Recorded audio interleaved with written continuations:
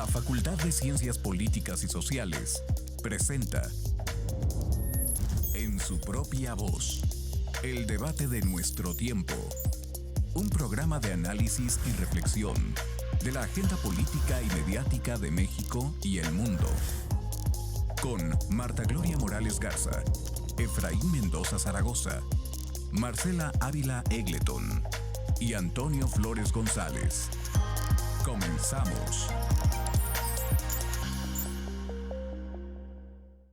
Bienvenidos al debate de nuestro tiempo. Muy buenos días. Hoy es 15 de abril de 2025. Agradecemos que nos escuche a través del 89.5 frecuencia modulada Radio Universidad y que nos siga a través de la señal en televisión abierta, Canal 24, TV UAC. Y estamos precisamente en el estudio de esta televisora cultural universitaria en el Cerro de las Campanas de la ciudad de Querétaro. Este programa es grabado por razones de periodo vacacional, pero bueno, si llegara a haber comentarios, pues ya nos los harán llegar en su oportunidad. Y bueno, en esta ocasión, pues como siempre ocurre, me da mucho gusto que estemos nuevamente juntos, Marta Gloria Morales Garza. Muchas gracias, Efraín. A mí también me da muchísimo gusto estar aquí y estar en periodo de vacaciones. Exacto, al mismo tiempo. Este es el don de la ubicuidad. Exacto. ¿Verdad? Y no a mucha gente se le da, así es que qué bueno que nos toque en este momento a nosotros. Y bueno, Marta, un tema que nos ha parecido muy pertinente abordar, y como estudiosa de la ciencia política, como socióloga de formación, como autora de muchas obras que tienen que ver con el estudio del comportamiento político y particularmente el electoral de los ciudadanos, me parece que hay un fenómeno que hoy recorre el mundo y que no es ningún fantasma. Es un fenómeno que está muy acuerpado y que en sus manifestaciones electorales pues haya conseguido espacios importantes en los parlamentos y en algunos casos en gobiernos, ¿sí? Este fenómeno se caracteriza, por decirlo de un modo muy simplificado, por un discurso de odio, por un discurso descarnado, donde abiertamente se pueden o se dicen cosas que antes la política los mantenía como en un subdiscurso, ¿sí?, dentro de lo políticamente correcto. Eso se acabó, ¿sí? Parece que sí. Ya en cuanto al contenido, es un discurso antiinmigrante, es un discurso antiderechos y es un discurso contra el Estado. Parece paradójico porque se trata de figuras que tienen interés en hacerse de los gobiernos, es decir, como manifestación, concreción del Estado, para combatirlo desde adentro. Todo esto, Marta Gloria, ¿cómo hay que llamarle? ¿Qué es lo que tú percibes? ¿Ante qué estamos en este momento frente a este fenómeno? Mira, como siempre, bueno, buenos días al auditorio, me da muchísimo gusto estar aquí y buenos días a todos los que nos ven y nos escuchan por radio o por televisión a través de Canal 24.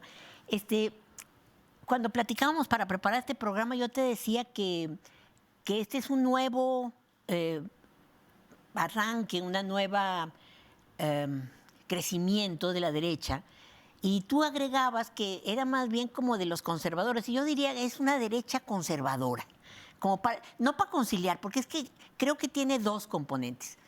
Vale mucho la pena resaltar que lo que está pasando ahorita, lo que se inauguró, dicen ayer con la famosa declaración de liberación de los Estados Unidos, esta declaración surrealista de Trump y 65 países con aranceles, hasta países, bueno, los memes ya están a toda velocidad, ¿verdad? Países inexistentes. Que ni sabíamos que existían. No, parece que inexistentes. Y con los que tienen un comercio ínfimo. Inexistente. Ajá. O sea, dejémoslo en inexistente todo el país, el comercio y todo. Pero bueno, a partir de ayer, pero ya venía anunciado, pareciera arrancar un nuevo modelo. Yo pienso que un nuevo ciclo del desarrollo del capital que tiene dos características fundamentales. Por un lado, rompe con la idea de la globalización y los grandes división internacional del trabajo y los grandes mercados mundiales y aparece como una especie de mercados segmentados y mercados protegidos, tirando hacia mercados protegidos, porque no es con todos, hay tratados, o sea, estamos como en un proceso de transición, pero tirando, la estrategia de Trump, tirando esta idea de la globalización como una gran alternativa de crecimiento del capital hacia un modelo mucho más proteccionista y de mercados más segmentados. Y esto pareciera, que es lo que tú destacas en la entrada del programa, va acompañado de una regresión autoritaria brutal, o sea, no suave, brutal, de derechos de lo que yo llamo la tercera generación, feminismo, derechos de identidad, derechos de preferencias sexuales, etcétera, migración, medio ambiente, o sea, no es nada más el asunto de la diversidad y su respeto y tolerancia, sino también el asunto del medio ambiente, la contaminación y también el tema de los derechos a los migrantes, el derecho de migrar, pues. Todo eso pareciera una regresión autoritaria feroz, porque no es así que se diga, no, es conveniente la migración, no, están con discursos de odio atacando a estos segmentos de la población. La ONU define el discurso de odio como aquel discurso que va encaminado a ciertos segmentos de la población, contra los migrantes, contra la izquierda, contra las mujeres, contra los transgéneros, hay un discurso de odio. Y que no se limita al discurso, No, que se no. convierte en políticas públicas. Exacto. Por lo menos ahorita en Estados Unidos. Parece que no en ningún otro país, aunque no dudaría que Argentina. gente como Milei lo pudiera implementar inmediatamente, y otros segmentos de derecha que como no tienen el poder todavía, como está sucediendo en partes de Europa, pero que son terceras fuerzas, están chantajeando a los gobiernos de derecha para que empiecen a empujar, sobre todo en contra de la migración. Han estado un poco frenados en contra de los derechos de las mujeres. Sin embargo, repensando y repensando, descubrí una cosa que quiero resaltar aquí, y además porque me diste un poco más de tiempo. Resulta que cuando se inicia esta globalización y división internacional del trabajo en los 80, Reagan, Thatcher, todo el mundo no todo el mundo se va a acordar, porque si estuvieran aquí mis alumnos de primero ni habían nacido, pero bueno, los viejos nos vamos a acordar de que más o menos a mediados de la década, principios de la década de los 80, mediados, se inicia todo este proceso de lo que se llamó la gran división internacional del trabajo, que trajo consigo la globalización. Y uno hoy lo ve como normal, como si así hubiera sido, pero fue un impacto fuertísimo también. Y se llevó entre las patas, nada más que de manera mucho más suave, con menos discurso de odio, pero digamos con un discurso fuerte, a los estados benefactores, al papel mismo del Estado como regulador de la economía y como protector de los derechos sociales. El Estado benefactor se acabó en buena parte de los países de América Latina y se derrumbó parcialmente en buena parte de los países desarrollados. Y a los trabajadores, en todos los países desarrollados, incluido por supuesto Estados Unidos y Europa septentrional, las tasas de sindicación se bajaron. Hoy, en este momento, hay 74% de los países, según datos de la OIT, tienen algún tipo de restricción para sindicalizarse. Y en promedio a nivel mundial, solamente el 11% de la población económicamente activa está sindicalizada. En México, poquito más, el 12%, sobre todo a propósito de la nueva reforma electoral, y en Europa 31%. Entonces, estamos hablando de que ese modelo que estuvo vigente hasta antes de esto, también trajo reducción de ciertos valores, convenció a la población de que los estados eran ineficientes, que la iniciativa privada era la eficiencia, nos vendieron la idea de la eficiencia, nos vendieron la idea de los estados chiquitos, y de repente, de manera categórica, ahora descubre la propia derecha que no, siempre la globalización no nos conviene, y ahora viene este otro embate.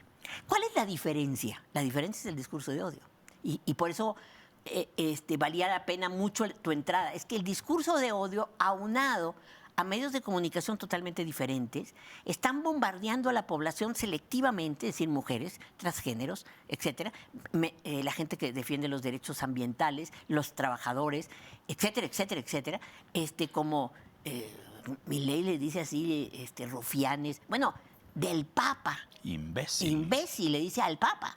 Está totalmente fuera de servicio su cabeza. Y quiero pensar en el artículo que comentábamos hace unos días de Víctor López Jaramillo, que fue mi alumno y tu alumno también, entonces vale mucho la pena mencionarlo, aunque ya es un señor, que tiene mucha razón. O sea, hay dos grandes diferencias. Una, el discurso de odio, y dos, que es un discurso descarnado. No se cuida lo políticamente correcto. Se les dice imbéciles, se les dice enfermos, ¿cómo se les dice a los transgéneros? En fin, es decir, no se están cuidando las formas. Izquierda de mierda. Izquierda de Zurdos mierda. de mierda. Zurdos como de lo mierda, expresa exactamente, dice Milei. particularmente Milei. Es impresionante, o sea, no hay ningún cuidado de la forma. ¿Qué está pasando? Pues que eso genera una violencia y un nivel de enfrentamiento entre sectores importantes de la población. Una de las cosas que acaba de hacer Estados Unidos, por ejemplo, bueno, este loco de Trump, es no va a haber subsidio federal para aquellas empresas que defiendan a los palestinos. Empresas. Universidades. Sí. O sea, ¿cómo? O sea, no se me ocurre. Y la primera universidad que aceptó fue la Universidad de Columbia, que yo consideraba como una de las mejores y más liberales universidades ojalá y se estadounidenses. quedara como discurso. Se transforma en políticas públicas. Pues sí, les quitas Ojalá presupuesto. se quedara como debate, pero se transforma en palizas literalmente. Y ahorita que tú mencionabas, que recordabas a la señora Margaret Thatcher, precisamente para las generaciones jóvenes, pues fue una primera ministra británica muy notable en su momento, que se le atribuye, yo no he podido encontrar esta idea desarrollada que se le atribuye a ella, pero que se me hace muy interesante, un gran síntoma de todo esto, es que dijo, la sociedad no existe, lo que existen son individuos con necesidades. Y este es el principio doctrinario, ¿sí?, que pudo acabar con esta idea de que la sociedad se manifiesta en organizaciones, Claro. en sindicatos, ¿sí?, en gremios, en formas de defensa que pueden hacer contrapeso al Estado. Y pareciera más bien que estamos entonces en una etapa avanzada de este mismo pensamiento, Sí. donde el neoliberalismo fue pues una etapa más. Y, ¿sí? y nada más que más descarnada. Tú decías, viene esta idea, no sé si sea de ella o venga más atrás, pero no importa, ella la mencionaba mucho, no hay sociedades, hay individuos. Recuerdo cuando criticando un poco estos programas, pues no sé si clientelares o no, quito la palabra, de los miércoles ciudadanos que inventó las gestiones municipales panistas hace bastante, digamos, en la década de los 90 del siglo pasado, y que yo les decía, es que no pueden atender a individuos, tienen que atender a los líderes de las colonias. No vamos a atender ningún tipo de organización porque son ciudadanos. Y entonces atendemos solo ciudadanos. Se va desmontando la idea de comunidad, de organización, y por lo tanto el tejido social se desvanece, por no decir que se desplomó. Y claro, como consecuencia hoy tenemos drogadicción, alcoholismo, no sé qué, en las comunidades donde ni la familia ni la propia comunidad puede funcionar como cobijo. Es decir, toda esta idea del Estado, la eficiencia, los ciudadanos sin sociedad, generó un agravio social muy fuerte que no estamos totalmente listos para enfrentar. Y eso tiene que ver con el predominio de la derecha y que nos tragamos el discurso de la eficiencia. Antes de pasar al caso mexicano, Marta, como para puentear un poco, estas olas que hemos presenciado en América, ya no solo en América Latina, de olas que podríamos de una manera un poquito abusiva caracterizar como de izquierda a derecha, ese péndulo, ¿sí? Porque hemos visto varias, ¿sí? Quizás podríamos partir de, por ejemplo, el caso de Estados Unidos con Obama. Obama, un presidente Negro, un presidente que tenía un acento en lo social, que llegó a aceptar la crítica de ser populista. Sí, eso significaba poner acento en lo social. ¿Sí? Y la gran sorpresa, pues digo sorpresa en términos de lo que aparece en la superficie, ¿sí? Lo inesperado para muchos fue que Obama fue el prólogo de Trump. Y digo el prólogo considerando también a Biden como una continuación, como un paréntesis, sí, claro. Porque eso fue, porque Trump continuó activo fuertemente. Y ahí lo tenemos hoy en su magnífica dimensión, ahora como monarca de la tierra completa. Igualmente podríamos ver el caso de Argentina. los Kirchner, ¿sí? Porque tanto Néstor Kirchner como Cristina, pues en la presidencia de la República, y luego Fernández, ¿sí? Que también representan pues una corriente que atiende, que pone el acento en lo social. Prólogo también de un esperpento. ¿Como Milei? Como Milei. Y podemos también el caso Lula. de Argentina. Bueno, ese es el caso de Argentina. Perdón, de Brasil. De Brasil. La dupla Lula-Rousseff, ¿sí? También prologa la llegada de Bolsonaro, ¿sí? En fin, son estos. Y esto lo planteo como parte de una pregunta que a veces en mis pesadillas diurnas también, porque a veces las tiene uno. ¿Pesadillas no dormido? Sí, también las tiene uno. A veces leyendo el periódico uno se siente jalado a decir, ¿qué es esto? ¿Sí? ¿En qué medida, en el caso de México, donde en 2018 tuvimos un vuelco, ¿sí? Que se explica por muchos factores a los que no tendríamos hoy por posibilidad de entrar, pero que implica que mucha gente creía que el presidente López Obrador, que gana las elecciones del 2018, iba a acabar siendo tragado por el establishment, por la nomenclatura, y que mucho de lo que dijo fue para alcanzar la presidencia, era campaña. Y pues, ¿qué es lo que sucede? Que efectivamente ese vuelco pone el acento con mucha claridad en lo social y en desmontar buena parte de las estructuras, de los entes que materializaban las políticas públicas. Entonces, ¿qué pasa con México? ¿Tú cómo caracterizarías este vuelco de 2018 y su continuación en 2024 a la luz de todo ese panorama global? Bueno, yo creo que hay dos cosas. Los procesos de transición, Gramsci decía una cosa de los procesos de transición, decía, es como un parto súper doloroso donde ni se muere lo viejo ni nace lo nuevo, y estamos justo en eso, ¿eh?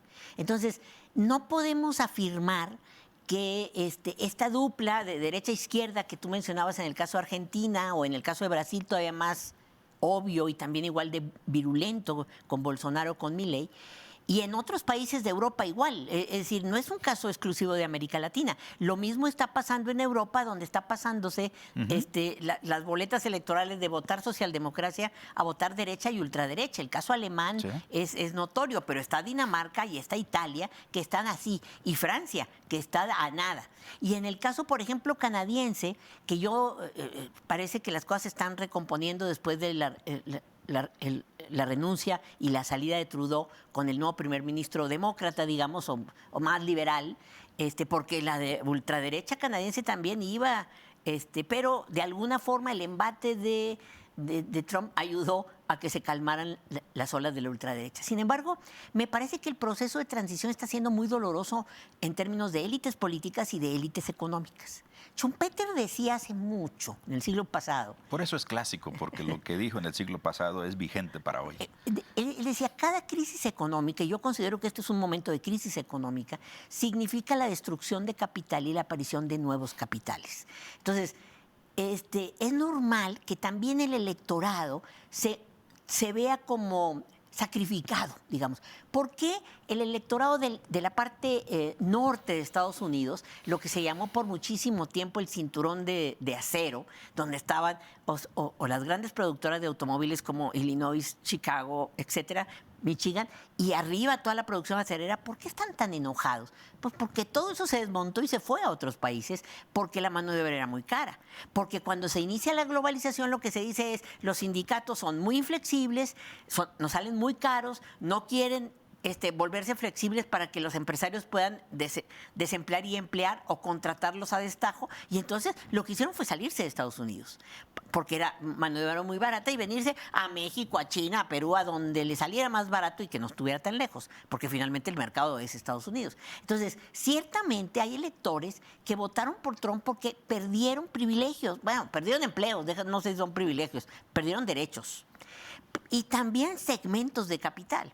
Entonces, no es tan extraño lo que esté pasando en el sentido de la volatilidad, pero también creo que tiene que ver con que todavía no se define con claridad el rumbo. Me refiero a estos bamboleos entre izquierdas y derechas o entre gobiernos como el de Milei y como los populistas argentinos o los peronistas argentinos. Ahora, México pareciera que está jugando otra carta. Si te fijas, el comportamiento de Claudia, en primer lugar, no pasó que después de López Obrador ganó Xóchitl, afortunadamente para todos los que estamos viviendo, independientemente de la gente que votó por Xóchitl. Yo me imagino en este escenario de Xóchitl, y yo digo, ay Dios santo. Sería una obscenidad. Una obscenidad. Impensable. Pegando chicles. O ¿cómo resolvería el conflicto con Trump? No me imagino. Pero bueno, afortunadamente para mí y para mucha gente, creo, ganó Claudia. No solamente el electorado dijo seguimos, vamos por buen camino, vámonos, sino que además ha logrado en 6 meses, 7 meses de gobierno, está recién desempacada ella y Trump más, pues parece que con esa cosa que ella dice de la cabeza fría, vamos viendo, demos tiempo, como que está abriendo la posibilidad de algo no tan peor. Y me parece que tiene que ver con aprovechar de mejor manera la coyuntura de ser pues, un país de frontera, de 3,000 kilómetros de frontera con Estados Unidos.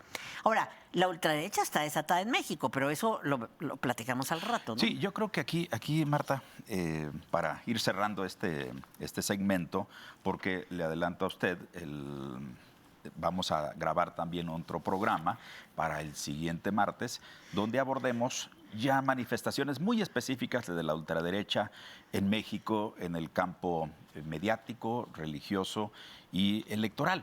Pero yo quisiera aquí plantear una cuestión.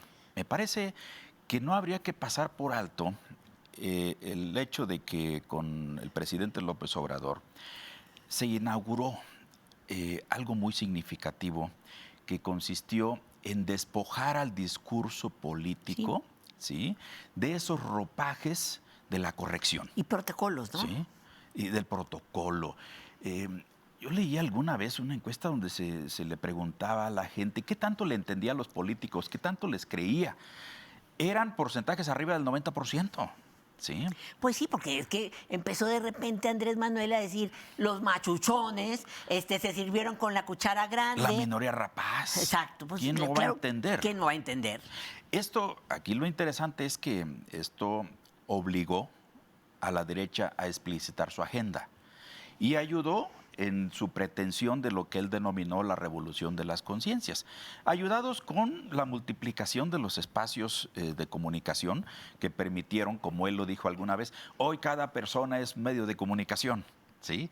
Es decir, son muchos procesos que simultáneamente estuvieron ocurriendo, pero que sobre todo tuvieron como eje un ritmo de comunicación y de intensidad política en su comunicación, que todas las mañanas era recordar por contraste lo que no era este gobierno, ¿sí? Y lo que sí era, lo que sí quería. De tal manera que esto pues llevó a que se crearan incluso segmentos, a que brotaran segmentos que calificaran al PAN de derechita cobarde. ¿Sí? Sí, la ultraderecha le pareció ya bastante cobarde, la derecha panista. No, es impresionante porque yo creo que hubo una transformación de la cultura política. Creo que ya nos cortaron. Ya, concluyes. Pero en el sentido de que la gente empezó a entender lo que era la política. Era maravilloso platicar con la gente y que te repitiera las formas en que se expresaba Andrés Manuel. Yo nunca había oído a nadie repetir lo que decía un político. A nadie me refiero al taxista, al empleado, al que me vende la verdura, a la gente común y corriente, como yo, común y corriente, que empezara a decir, pues sí, es que los machuchones se pasaron.